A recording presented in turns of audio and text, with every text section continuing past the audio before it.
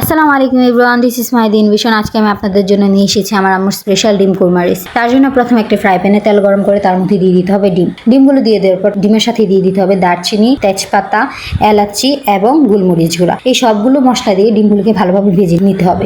ডিমগুলো যখন লাল হয়ে আসবে তখন এগুলোকে একটা পাতিলে তুলে নেবেন। তারপর বেঁচে যাওয়া তেলের মধ্যে দিয়ে দিতে হবে আদা রসুন বাটা, তারপর দিয়ে দিতে হবে কাজু বাদাম বাটা। সবগুলো মশলা একসাথে মিশিয়ে দিয়ে দিতে হবে টক দইটা দেওয়ার পরে তার সাথে আপনি অ্যাড করবেন জিরার গুঁড়া।